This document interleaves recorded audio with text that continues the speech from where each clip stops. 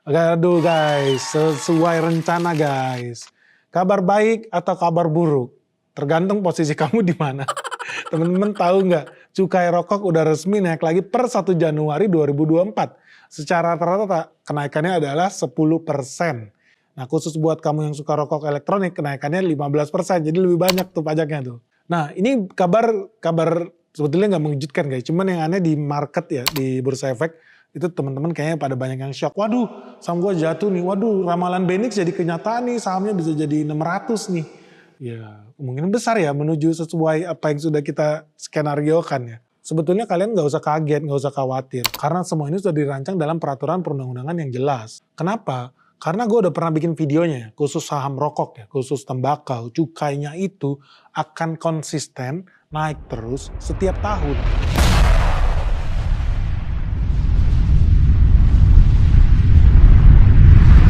Kalau seandainya nanti tidak boleh lagi jual rokok ketengan, apa pendapat Bapak? Aduh, susah juga itu kalau nggak ada rokok. Kenapa nggak belinya satu kotak aja langsung, Pak? Satu kotak namanya temen minta yang beli ketengan ketahuan.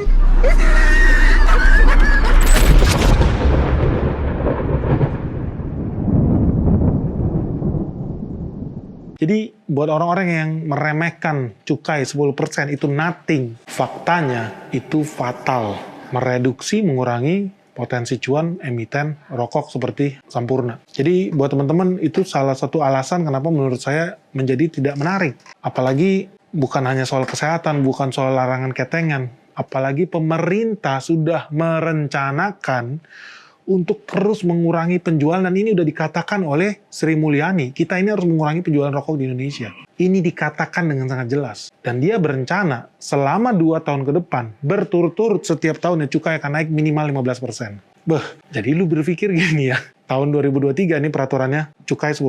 Tahun depan, 2024, naik 15%. Tahun 2025 itu naik 15%.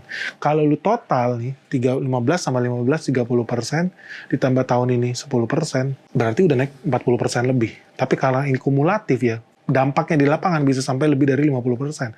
Artinya apa? Kalau hari ini kamu beli rokok seharga Rp20.000 per bungkus, siap-siap aja tahun 2025 harganya udah naik jadi Rp30 per bungkus.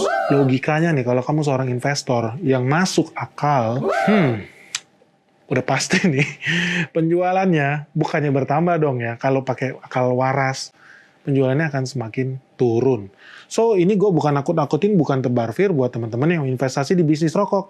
Apalagi sejak bertahun-tahun lalu, Benix sudah mengajarkan bahwa kalau lu beli di MSP, lu bakal tambah miskin. Miskinnya berapa? Sampai hari ini lu udah tambah miskin 80%. Kemarin gue bilang harganya bakal jatuh ke 900 perak, dan ternyata terjatuh juga 900 perak. Itu sempat naik ke 1000. Orang mancing lagi bikin berita apa segala macam. Hoax.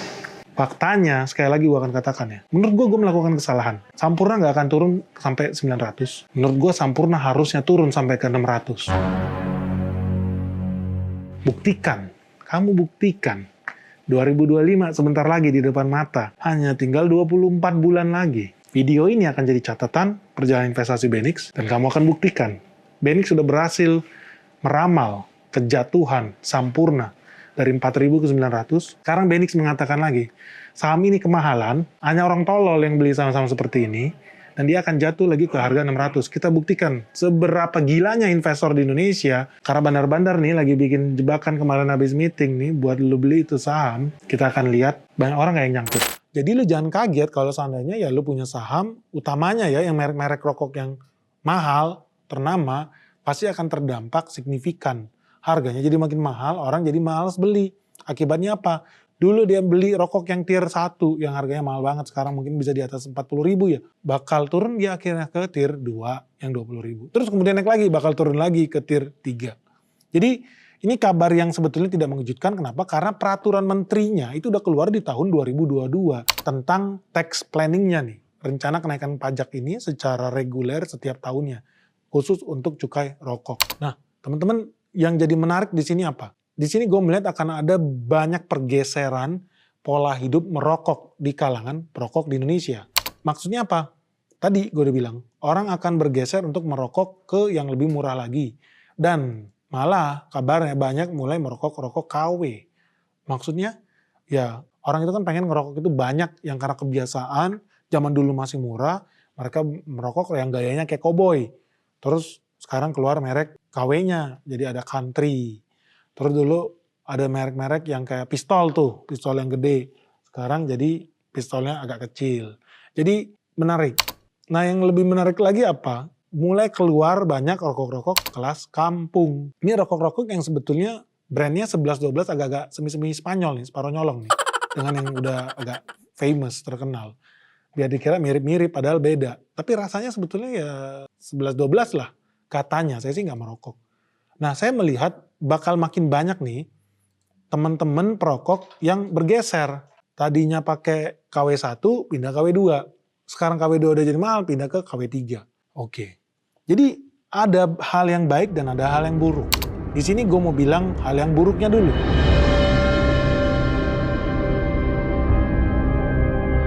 Hal yang buruknya apa? Buruknya ya banyak produsen-produsen besar, khususnya pabrikan-pabrikan rokok besar, udah investasi triliunan, ya bakal makin merugi. Itu aja. Karena apa? Karena ya orang udah nggak mau lagi bayar mahal-mahal buat racun. Mereka nggak mau guys. Jadi apa yang mereka harus lakukan? Mereka harus lakukan inovasi produk. Makanya kemudian banyak pabrikan besar bikin rokok-rokok versi murah atau mereka bikin rokok versi elektronik. Ternyata kemudian dipajakin juga nih guys, bayar cukai juga. Nah, itu situasi yang buruk ya buat mereka ya. Kalau gue jadi mereka ya sekarang saatnya untuk grogi nih. Aduh, gawat nih, bakal makin tergerus dong profitnya mereka. Nah, yang kedua itu adalah petani-petani tembakau yang terbiasa supply barang ke pabrikan rokok besar itu. Kenapa? Karena yang bisa beli tembakau dalam jumlah besar tentu bukan pabrikan rokok yang kecil, tetapi pabrikan rokok yang besar-besar ini.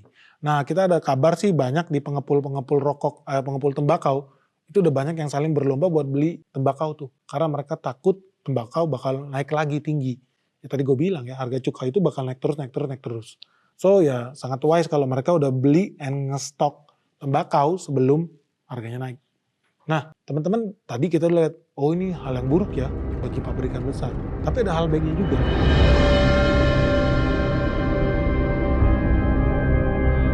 Apa? Bagi pabrikan-pabrikan kecil yang gue bilang ya tadi, kelas-kelas UMKM, KW2, KW3 dan lain sebagainya. Karena bakal makin banyak orang pindah dari rokok-rokok internasional itu, buat teman-teman yang tahu ya, rata-rata pabrikan rokok besar itu yang punya orang bule loh. Nah, mereka pindah nih ke pabrikan versi UMKM. Jadi di sini apa? Kalau dulu kita sibuk ngerokok memperkaya orang asing, sekarang teman-teman bisa sibuk merokok memperkaya pengusaha lokal, memperkaya UMKM lokal. Jadi itu sisi positif menurut gua. Kapan lagi lu bisa ngisep racun sambil memperkaya orang lain? Nah itulah peluangnya disajikan oleh cukai yang terus naik ini. Memperkaya pengusaha UMKM, pengusaha kecil. Itu, jadi ini kabar baik.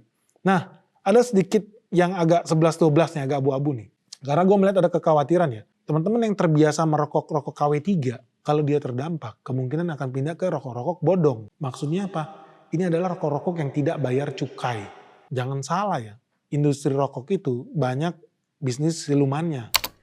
Dan lu bisa lihat sendiri, mulai banyak orang-orang yang bikin rokok tingwe atau melinting dewe. Atau mereka juga membeli rokok-rokok yang rasanya copy paste dari merek terkenal, terus dijual, dilinting seolah-olah itu adalah rokok asli padahal palsu. Nah, ini yang mungkin akan merugikan negara.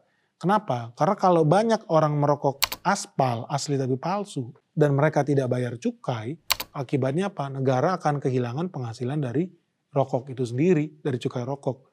Jadi ini kabar buruk nih. Kita bisa lihat aja nanti ya dalam 3-4 bulan ke depan dampaknya seperti apa. Apakah makin banyak orang merokok tingwe?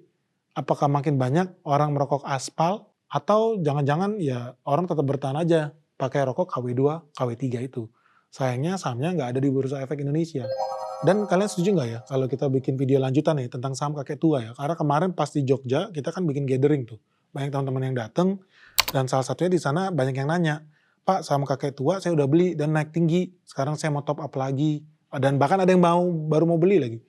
Dan di situ kalau kalian ingat dan denger, itu gue bilang jangan. Karena kalau kalian ingat ya waktu kita bikin di Jogja, itu pas lagi seminar, saham kakek tua itu udah naik sampai 3 ribuan lebih deh. Nah, di situ gue bilang lu jangan beli, itu udah terlambat. Kenapa? Karena dia sudah naik terlalu tinggi. Dia udah tidak punya pilihan lain selain pergi ke jurang, turun ke bawah. Dan lu bisa lihat ya faktanya hari ini ya sahamnya nyungsep gitu. So, kalau lu penasaran, perlu nggak kita bikin video khusus untuk membahas tentang prahara saham kakek tua. Yang kalau lu udah follow Benix udah dari sejak 2 tahunan lalu ya, lu mungkin udah cuan di atas 200% lah dari saham kakek tua ini. Dan kenapa waktu gua di UGM, waktu di Jogja, gue bilang jangan beli. Udah telat, saham kakek tua menuju neraka jahanam. Nah, buat teman-teman sendiri, menurut kalian masa depan industri rokok itu seperti apa sih di Indonesia ya? Nah, gue suka bikin survei kecil-kecilan ya. Bahkan kemarin ya waktu kita ngajar di UGM tuh. Thank you bang, gue cuan bang dari karbon. Bisa ayo makan bang. Beneran? Bisa ya. Cuan berapa persen? Ya cukup lah bang. Cukup lah. Di FaceMate. Di Universitas Gadjah Mada gue sempat nanya sama para peserta, mungkin jumlahnya sekitar 50 atau 60 orang. Gue tanya, di sini siapa yang masih merokok angkat tangan dong. Nanti gue kasih hadiah iPad atau iPhone 17. Ternyata guys, nggak ada yang angkat tangan. Padahal udah iPhone 17 tuh gue mau kasih tuh. Ternyata faktanya anak-anak muda semakin sedikit yang punya hobi merokok. Ya, gue sih pribadi merasa itu kabar baik. Makin sedikit orang yang merokok. Tapi ya buat teman-teman yang investasi di perusahaan-perusahaan rokok, khususnya yang besar-besar, menurut lu berita tentang kenaikan harga cukai ini, tarif cukai ini kabar baik atau kabar buruk ya? Buat saham yang kamu pegang. Dan kamu setuju nggak? Kalau rokok itu cukainya dinaikin terus setiap tahun. Sampai mungkin lama-lama bisa ya satu bungkus rokok itu harganya 100.000 rupiah tuh. Seperti yang terjadi di Eropa dan di Australia. Rokok itu harganya mahal banget. Kalau di Indonesia murah. Gue pribadi, gue salah satu orang yang setuju kalau cukai rokok itu terus naik. Kenapa? Karena banyak sekali kejadian orang yang ngeklaim BPJS sakit karena rokok. Dan tingkat kerusakannya itu sangat parah. Mau bisa merusak paru-paru, bisa merusak jantung, tekanan darah, dan lain sebagainya. Yang sebetulnya nggak perlu. Jadi akibatnya apa? Karena rokok terlalu murah di Indonesia, klaim BPJS itu meroket.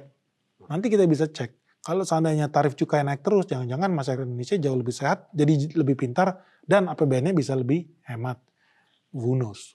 Gimana kalau kamu sendiri? Gimana pendapat kamu tentang cukai rokok di Indonesia yang naik terus setiap tahun? Kamu setuju atau enggak? Dan satu lagi nih guys, ada satu lagi nih yang agak sedih dan miris nih dari bisnis rokok ini sendiri ya. Gue kemarin ada temen tuh yang demo-demo tuh pro Palestina lah segala macam di Monas. Cuman yang gue aneh ketika gue lihat orang-orang demo itu kok rokoknya merek itu tuh. Lu nggak tahu rokok yang lu pegang itu, lu tahu nggak sih yang sangat terkenal di Indonesia?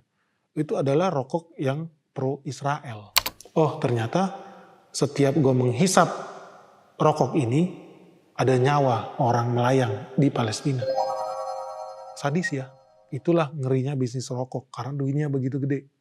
Nah buat teman-teman yang penasaran apa sih rokok apa sih yang dimaksud oleh Benix yang hobinya membunuh rakyat Palestina, membunuh anak-anak di Palestina. Yang lu isepin tiap hari itu rokoknya itu. Lu cari aja sendiri lah.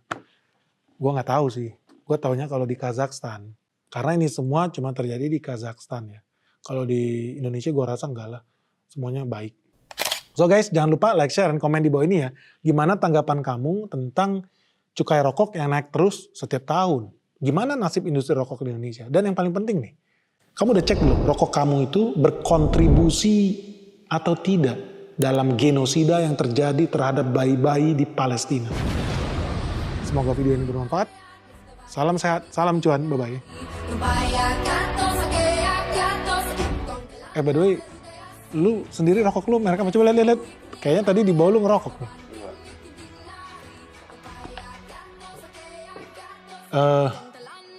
Bintang Mas Magnum Max 20 kretek filter. Ini berpajak gak nih rokok lo? Coba gue lihat nih. Kayaknya ada nih cukainya. Ini asli apa palsu ya? Oke. Ini lo beli berapa?